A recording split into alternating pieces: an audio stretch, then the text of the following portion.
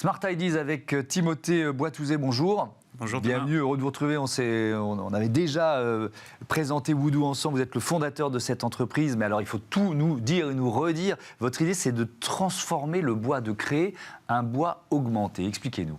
Tout à fait. Alors, vous connaissez les principes de la gastronomie moléculaire. Oui. Nous, on fait la même chose avec les matériaux. C'est-à-dire qu'on vient extraire des molécules et on vient les remplacer par autre chose pour complètement modifier les propriétés du bois. Donc, on le transforme en verre, en cuir, en acier, et ça adresse différentes industries pour justement participer à les décarboner. Et alors, alors j'imagine que la réponse est multiple, mais quelles sont les qualités de ce bois augmenté? C'est-à-dire que comme vous le rendez plus quoi en fait, eh bien, plus résistant, plus... Ça dépend du secteur d'activité. Donc, on a 3 typologies de matériaux. On a un bois qu'on sait rendre transparent pour faire des interfaces tactiles pour remplacer le verre dans les intérieurs automobiles. Ça a une empreinte carbone qui est 7 fois inférieure au verre, donc ça a un vrai intérêt. Un bois extrêmement souple pour venir justement apporter un complément d'offre au cuir traditionnel. Celui-ci, il a une empreinte carbone 30 fois inférieure au cuir. Et un bois qu'on rend extrêmement rigide comme de l'acier, avec pour vocation de l'amener dans la construction pour remplacer les métaux.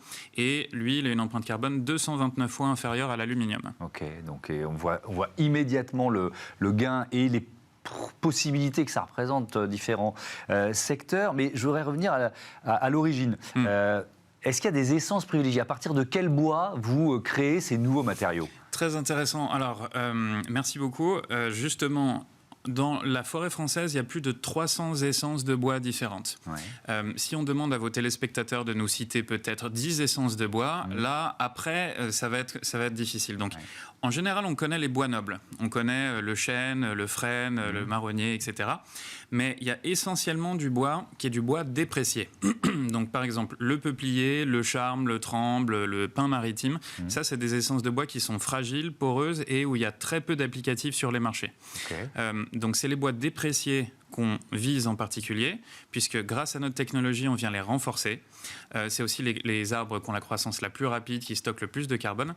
Et aussi, il faut savoir que le réchauffement climatique a un impact très important sur la forêt. Il y a un tiers des essences d'arbres mondiales qui sont menacées par le réchauffement climatique. Et on peut aussi utiliser des bois dépérissants et des bois morts avec notre procédé. Oui, donc c'est très intéressant ce que vous me dites. C'est-à-dire que vous ne venez pas concurrencer l'économie du bois. C'est-à-dire que c'est même presque les coproduits du bois que vous pouvez récupérer et retravailler. Ça, c'est très intéressant. Woodoo, fondé en 2017, vous en êtes où de son développement aujourd'hui? Alors, donc on s'est bien développé. Depuis, on a aussi clôturé notre premier tour de financement récemment de 31 millions de dollars, donc dans un mix dilutif, non dilutif, avec un fonds très connu américain qui s'appelle Lower Carbon Capital. Voilà. Aujourd'hui, on est 40 personnes. On a 3 sites de production industrielle dans la région Grand Est à Troyes. Le siège de la société est à Paris. On a 50 brevets. On a généré plus de 100 millions de dollars de pipeline commercial. Et on est en train de consciencieusement exécuter sur nos différentes verticales pour vraiment accélérer notre développement. Ça veut dire que vous avez livré les premiers produits ou vous n'en êtes pas encore là? On a signé des contrats. Les produits n'ont pas encore touché le consommateur final parce qu'il y a des temps de maturation technologique et de cycle de vente qui sont assez longs. Mais vous devriez voir des choses sur le marché dès l'année prochaine. D'accord. La stratégie, donc vous l'avez dit, le levée de fonds annoncé de 31 millions de dollars, la stratégie c'est quoi? C'est d'accélérer justement de la maturation technologique, ou alors ça vous considérez que vous y êtes? C'est un développement commercial? C'est quoi la stratégie associée à cette levée de fonds? La stratégie, c'est que ces 3 verticales, elles s'enrichissent l'une l'autre, où on commence à partir d'industries du luxe à haute valeur ajoutée, petit volume, et on se déploie progressivement sur des marchés de plus en plus profonds, de plus en plus complexes, comme par exemple le secteur du bâtiment. Le secteur du bâtiment, c'est extrêmement carboné, donc c'est vraiment celui-ci qu'on vise à la fin de notre cycle. Donc cette levée de fonds, elle nous permet d'accélérer sur ces premières verticales qui sont matures, et aussi de faire émerger la verticale bâtiment, qu'avant cette levée de fonds, on n'avait pas eu l'occasion de lancer, parce qu'il fallait des capitaux importants.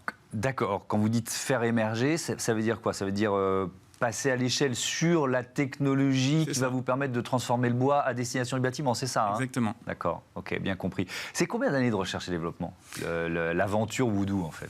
Alors, l'aventure Woodoo, elle a commencé il y a un petit peu plus de 5 ans, mais moi, je travaille sur de cette technologie depuis plus longtemps que ça. À l'origine, je suis architecte.